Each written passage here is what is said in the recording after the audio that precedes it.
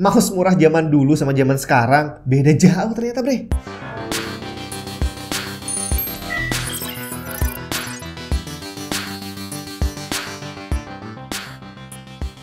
Gak terasa ternyata standar mouse itu udah banyak mengalami peningkatan. Jadi kalau saya inget bertahun-tahun yang lalu saat baru seneng-senengnya ada mouse gaming gitu ya, itu rasanya beli mouse harga 300.000 udah mahal banget, bre. Cuma yang saya nggak inget adalah apakah waktu itu karena sayanya aja yang nggak punya duit jadi akhirnya cuma bisa beli yang 300 ribuan, atau memang zaman itu belum ada mouse yang harganya jutaan. Yang pasti zaman itu saya dan teman-teman saya itu nggak pernah meributkan sama sekali tentang spesifikasi mouse. Mau beli yang harganya 20 ribuan, mau beli yang 300 ribu, itu sama sekali nggak ngeliat speknya. Yang dilihat bentuknya, bre. Kalau keren dibelilah sudah. Nah, cuma waktu itu mouse yang harganya 300.000 dan yang hanya beberapa puluh ribu itu secara, bukan lagi secara kualitas atau secara performance, secara dilihat aja udah kelihatan bahwa ini mouse-nya lebih dari 100.000, lebih dari 200.000, sedangkan yang satunya adalah mouse yang harganya hanya beberapa puluh ribu. Tapi sekarang gap antara mouse murah dan mouse mahal sudah semakin sempit. Bukan soal performance, bukan tentang spesifikasi, tapi tentang tampilan. Dimana mouse murah sekarang ternyata tampilannya udah keren-keren, bre. Dan ini adalah salah satu mouse yang kemarin saya lagi ngeliat anak-anak di depan itu ya lagi kerja. Kok ada yang pakai mouse baru? Ini apaan nih? Begitu saya lihat, kok kayaknya bagus, jangan-jangan mahal gitu ya. Tapi begitu saya pegang, ternyata langsung terasa bahwa ini mouse harusnya harganya nggak lebih dari 200.000. Bahkan setelah saya coba gerak-gerakin, harapan saya harganya under 150.000.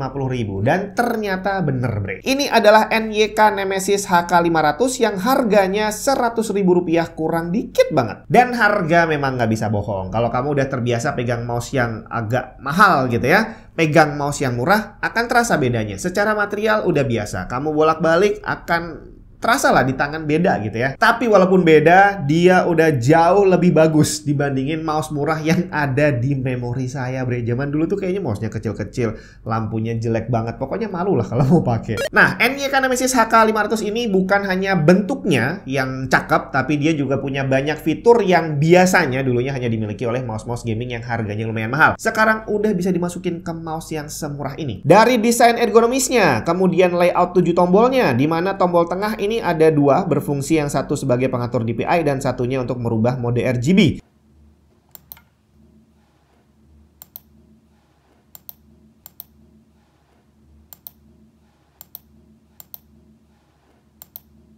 Menggunakan koneksi kabel di mana kabelnya braided 1,5 meter yang materialnya cukup kaku. Untuk desain RGB-nya sendiri terlihat cakep, beda jauh dengan mouse zaman dulu yang kalau harganya murah, lampunya juga kelihatan enggak banget. Yang ini cakep, bre. Bodinya full plastik dan lumayan gede. Untuk beratnya di spek tertulis 65 gram, tapi waktu saya pakai kayaknya nggak mungkin deh kalau 65. Akhirnya saya timbang sendiri dan ternyata benar, beratnya hampir 100 gram tanpa kabel. Gimana dengan spek lainnya? Sebenarnya kalau kita belinya adalah mouse murah, nggak usah ngelihat spek juga nggak masalah, karena walaupun nanti di sini di kardusnya ditulis segala macam di situ ya, mau pakai brand apapun komponennya di sini, ya udah pasti itu adalah dari kelas yang budget pastinya. Karena walaupun dia pakai switch atau sensor dari brand terkenal sekalipun, kalau harganya 100.000, performance-nya juga akan 100.000. Di sini tertulis sensornya menggunakan 725F yang nggak tahu dari brand apaan, dengan DPI maksimum 7200, 20G, 60 IPS, dan polling rate hanya 125 Hz. Switch-nya menggunakan Huano yang diklaim punya durability 3 juta klik. Untuk softwarenya bisa kamu download dari website resmi NYK Nemesis, di mana fungsi softwarenya standar seperti mouse gaming lainnya, di mana kamu bisa melakukan banyak hal dari merubah fungsi tombol, bikin makro, mengatur parameter untuk performance, dan juga mengatur RGB. Dan inilah tadi perbedaan besar yang saya bilang mouse murah zaman sekarang sama zaman dulu. Zaman dulu, aduh, bisa dipakai aja udah alhamdulillah. Kalau ini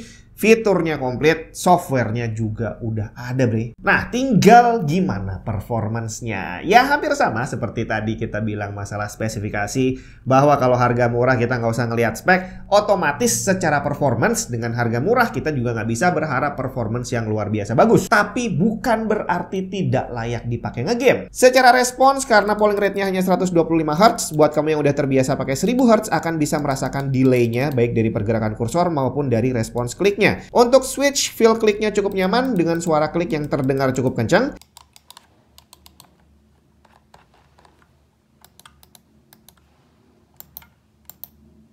Scrollnya juga cukup nyaman dan scroll kliknya juga terasa empuk.